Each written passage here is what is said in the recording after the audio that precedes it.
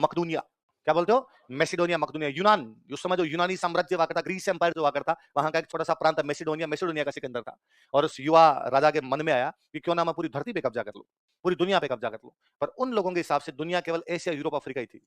तब तक अमेरिका की खोज हुई नहीं थी, वो ऑस्ट्रेलिया के बारे में जानते नहीं थे, तो उनको लगा दुनिया इतनी तो है,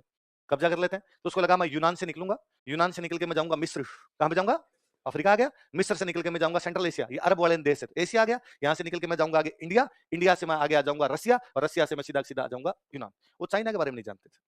उनको ये नहीं पता था इंडिया और रसिया के बीच में एक देश और आएगा, और वो देश कौन सा आएगा, चाइना। तो उनको लगा, और रसिया यूरोप में, यूनान भी कहां पे, यूरोप, तो उसको लगा मैं यूरोप से चलूंगा, यूरोप से अफ्रीका घुसूंगा, अफ्रीका से एशिया, एशिया से वापस रसिया, रसिया से वापस कहां जाऊंगा, तो पूरी दुनिया घूम गया, पूरी दुनिया घूम गया तो मैं पूरी दुनिया को जीत लूंगा, विश्व विजेता हो जाऊंगा।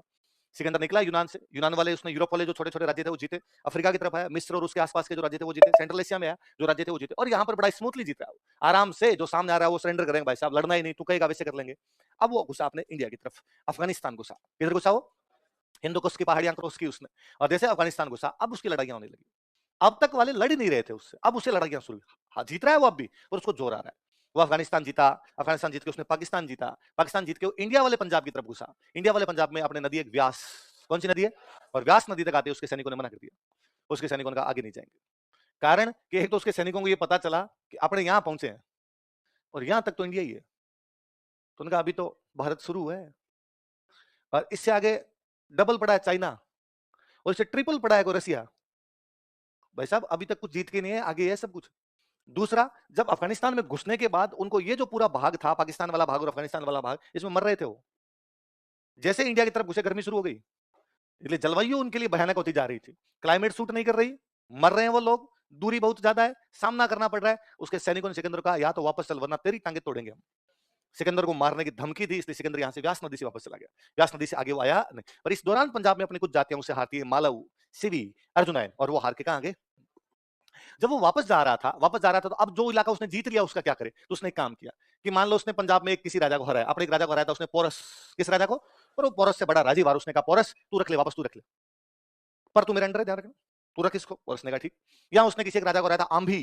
कौन से राजा को, उसने आंभी को, आंभी तू रख मेरी तरफ से, तू संभाल इसको। कुल मिला के उसने अपना जो पाकिस्तान वाला हिस्सा था ये लगभग अपने वाले लोगों को वापस दे दिया, अपने अंडर में करके उसने वापस दे दिया। पर अफगानिस्तान का कुछ हिस्सा और अफगानिस्तान से आगे वाला जो हिस्सा है ये उसने अपने लोगों को वापस नहीं दिया, खुद के लोगों को वापस दिया, जो उसके खुद के सेनापति थे उनको दिया। तो अफगानिस्तान वाला कुछ इलाका और ईरान वाला कुछ इलाका था, उसने अपने एक सेनापति को दिया, उस सेनापति का नाम था सेल्यूकस निकेटर्स। क्या नाम था। फिर ऐसे ऐसे आगे, अफगानिस्तान से आगे सेंट्रल एशिया वाला, मिस्र वाला, ये सबको अलग अलग वो देता चला गया। किधर गया, कैसे आएगा, वापस उनको देते हुए चला गया। बीच के अंदर वो या मेसोपोटामिया की तरफ इधर से जब निकल रहा था, बीच में खुद ही मर गया, खुद ही मर गया, तो वहां तक पहुंच नहीं पाया। अब वो जब खुद ही मर गया तो ये बाकी वाले जो थे ये अपने अपने राजा बन गए, अब वापस उसकी बातें मानने की आवश्यकता नहीं। तो अब इस अफगानिस्तान और जो आगे वाला भाग था इसका राजा कौन बन गया, सेल्यूकस निकेटर के दिमाग में आया कि यार सिकंदर ने तो आगे बढ़ने का प्रयास नहीं किया, सिकंदर व्यास से वापस आ गया था, क्यों ना मैं ट्राई करूं, मैं चला जाऊं। फिर सेल्यूकस निकेटर के दिमाग में एक बात और थी, यहां पर अपने पाटलिपुत्र में चेंज हो रहा था सिस्टम, पाटलिपुत्र में जब सिकंदर आया तब राजा था धनानंद, कौन था, और यहां पर अब धनानंद को चेंज करके आ रहा था चंद्रगुप्त मौर्य, कौन आ रहा था, उसको लगा राज्य भी चेंज हुआ, नया नया राजा बना है, क्या पता इधर अटैक करे, इस बार थोड़ा मामला सेट बढ़ जाए, इसलिए सेल्यूकस निकेटर वापस भारत की तरफ आक्रमण कर देता है। सेल्यूकस निकेटर जब आक्रमण करता है, चंद्रगुप्त मौर्य जाता है, न केवल सेल्यूकस निकेटर को हराता है, हराने के बाद उसको कहता है तेरी बेटी दे, रिश्तेदारी कर अपने, तो उसकी बेटी से शादी करके आता है, हेलन, क्या नाम था, पहले विदेशी बहू लाने वाला अपना कोई बंदा है तो वो कौन है, और कहा दहेज में अफगानिस्तान चाहिए, दहेज में क्या चाहिए, तो दहेज में क्या लेके आया था, तो दहेज मिले तो चंद्रगुप्त मौर्य जैसा मिले, दहेज में क्या लिया था, पूरा अफगानिस्तान, उसने कहा ये पूरा दो, अफगानिस्तान वाला इलाका दो। तो अब अफगानिस्तान तक वापस हमारी बाउंड्री, हिंदू कुश से वापस हमारी बाउंड्री शुरू हो जाती है यहाँ तक। कुल मिला के इन यूनानियों को जो सेल्यूकस निकेटर के नेतृत्व में आगे बढ़ने का प्रयास कर रहे थे उनको इंडिया की तरफ आने नहीं दिया,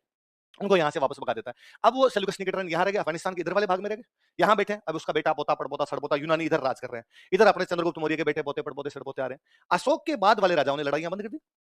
अशोक शक्तिशाली है, डरा धमका के फिर भी टैक्स ले रहा है, पर राजतंत्र तभी तक चलेंगे जब युद्ध है, और राजतंत्र छोड़िए, मत कहूंगा लोकतंत्र भी तभी तक ही चलेगा जब तक क्या है, युद्ध शांति का हथियार है, आप नहीं लड़ोगे कोई और लड़े।